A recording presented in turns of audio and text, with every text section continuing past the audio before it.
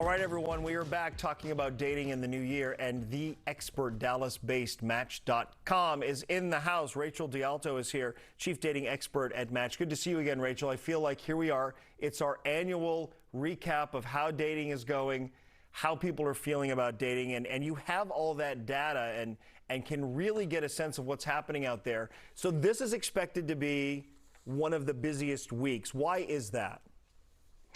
Yeah, so this is typically the busiest week for dating of the entire year, and it starts with Dating Sunday, which just passed just a few days ago. We saw, typically we see about a 70% increase in singles joining the app, new people joining, and then it continues on until Valentine's Day, and it really is kind of that time where I think people had time to reflect, and they decided, okay, the holidays are over, and now it's time to perhaps find a partner to share the holidays with next year. Well, it's interesting in that, aside from the data on the number of people who are using your app and the number of people who are connecting, you have a sense, don't you, of what the sensibilities of the daters are? How do you gather that data?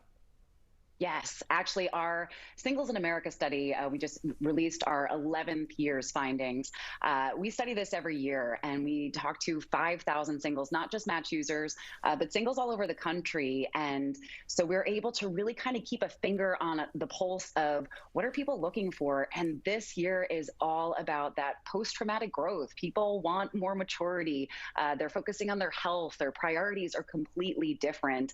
And people are looking for a relationship. That's one of the biggest things that we found from the data is that 2 out of 3 singles want to be in a relationship within the next year, which is a big deal compared to other years. You know, I've heard in my own life a lot of people say that they want to be in a relationship, and yet they don't really ever take the steps to get there. They continue to casually date or just sort of not take it seriously. How will we know, and when will we know, if the real shift has happened in people's actual, not just intention, but their approach?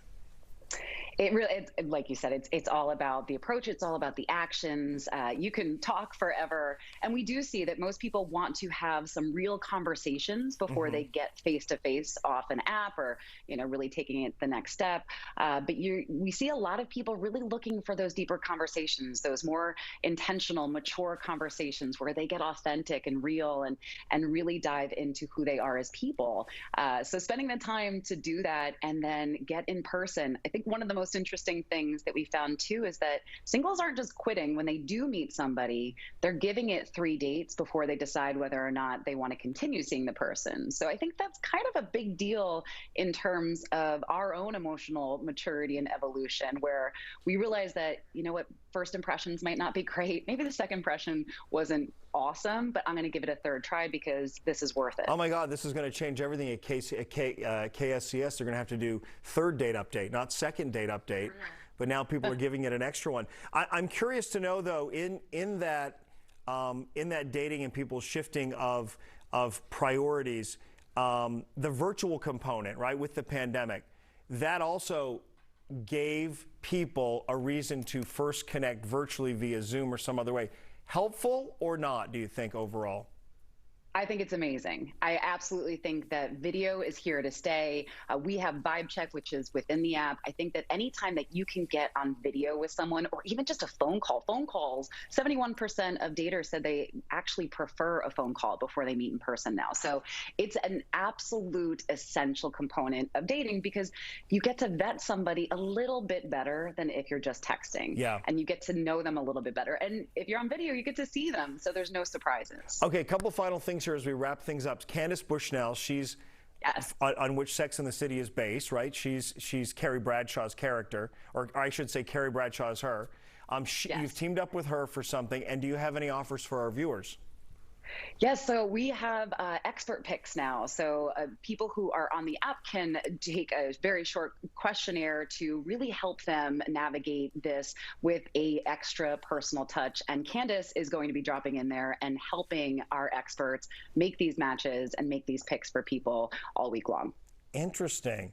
And we also want to say that your website, Match.com, so easy to remember. On social media, you're on Facebook, Instagram, everywhere. And we appreciate you being here with us, Rachel. Rachel D'Alto, she's the chief dating expert at Match, and always great information from them. They really do have their finger on the pulse. And 5,000 singles, to be open and honest in a survey, I think, probably does allow for them to get a real sense of what people are feeling. I do have a few girlfriends that are back on the dating app, so it's true. Like, this is really because the new year. Well, yeah, I mean, they were busy and traveling and quarantining and just all those things. And I think that now, people are maybe they're boosted, they feel safe kind of getting back out there, and then it's like they have time to do it. Well, it's and if they weird don't, to get a partner like in December. Right, and if they don't, if they're not feeling safe now with this Omicron stuff, they have that virtual component, which again, Match built right into their app to be able to connect with people that way. Love it. Yeah. I love a virtual. I love a stay-at-home situation. Hey,